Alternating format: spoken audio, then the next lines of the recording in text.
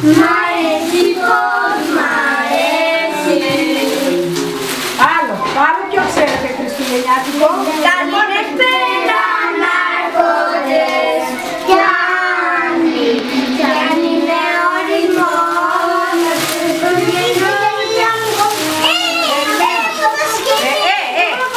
Θα πείτε τραγούδια, δεν θα το πω. Θα σηκώ. Αυτό για 11 ή για το 12? Εγώ θα πάρω το όμικρον, καλά. Σταθείτε. Για πείτε τραγουδάκια, αλλιώς δεν μπορείτε. Δυνατά, μπορεί να σου πω κακό. Άντε, τώρα πείτε τα τρίγωνα. Μες στην γειτονιά ήρθαν τα Χριστούγεννα εκεί πρωτοχρονιά. Σταθείτε, πρώτα παίρνει πιο μικρή. Πάρε. Αυτό, δικό σου, περίμενε. Αυτό είναι της Ιωάννης. Περίμενε, κράτα το εκεί. Περίμενε.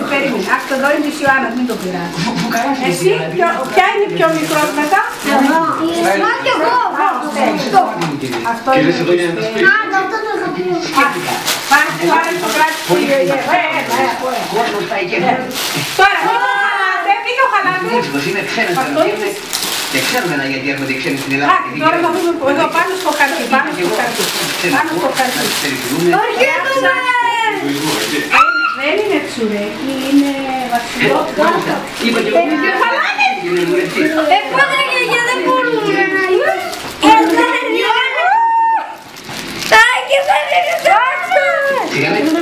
Γεύμα να μας τύχει.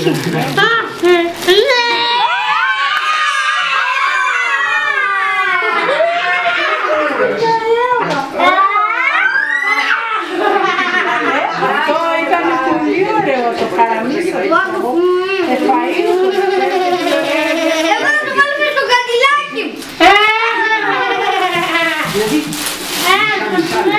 Μας τύχησε. Και εγώ έχω τύχει. Βασιλόπιτα λένε τσουρέκι. Εύα, τώρα που το και εσύ θα σκοπίσεις το μαντρί, θα ταΐσεις και τα ζώα.